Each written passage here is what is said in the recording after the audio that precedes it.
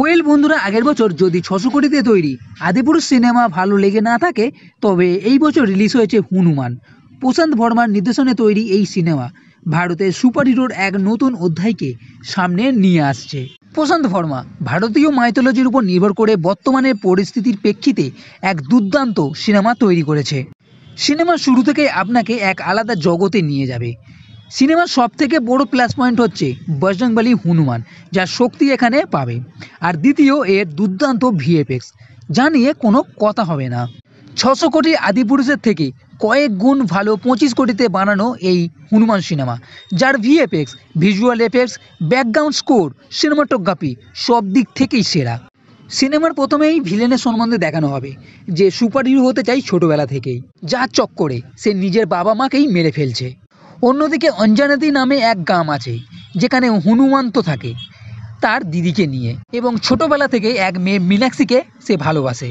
এরপর কিছু একটা ঘটনা ঘটবে, যার জন্য সে এক মণি পাবে, আর তার থেকেই সে শক্তি পাবে হনুমানজির। ফার্স্ট হাফে অঞ্জনাদি গ্রামের ঘটনা, কিভাবে সে শক্তি পাবে, এবং এই শক্তি পেয়ে যে প্রথমে সবাই শো অফ করে সেটা, এবং ধীরে ধীরে এই শক্তির মাহাত্ম্য বোঝা। একটা লাভ স্টোরিও দেখানো হবে। এবং সেকেন্ড হাফে এই যে ভিলেন, তার এন্ট্রি হবে, যে এই মণিকে হাসিল করতে চায়। এখানেই সিনেমার গল্প কিছুটা কমজোর লেগেছে, কারণ সেকেন্ড হাফে শুরু থেকেই বোঝা যাবে যে ভিলেন এই মণি পেতে চায়, আর ক্লাইম্যাক্সেও কি হতে চলেছে। কিন্তু এই যে সিনেমার ক্লাইম্যাক্স আছে, সেটা কিন্তু দুর্দান্ত করা হয়েছে। হনুমান ভিলেনের লড়াইয়ের পরেও সিনেমার এক রেস থাকবে, আর কাল্পনিকের সঙ্গে পৌরাণিক ঘটনাকে এমনভাবে মিশিয়েছে যে বাহবা দিতে হবে। এছাড়া সিনেমায় এমন কিছু সিন আছে যা কিন্তু দুর্দান্ত, বিশেষ করে পাহাড়ের ভিতরে বরফের মধ্যে হনুমানজিকে দেখানো।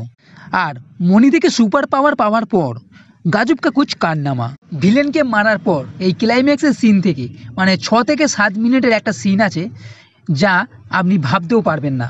হলিউডের যে সুপারহিরো আপনি দেখেছেন, তা থেকে কিন্তু এই সুপারহিরো আলাদা। এমন একটা সিনেমা যেটা আপনি আপনার পুরো পরিবারের সঙ্গে 1 থেকে 100 বছর সবাই একসঙ্গে দেখতে পারেন।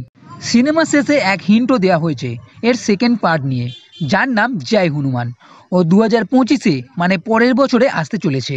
এই সিনেমার মধ্যে আপনার জন্য অনেক টুইস্টও অপেক্ষা করছে, এবং এই সিনেমা হিন্দি ডাবের সঙ্গে রিলিজ হয়েছে, তাই কোনো অসুবিধাও হবে না। এই সিনেমার রেটিং কিন্তু 5-এর মধ্যে 3.5।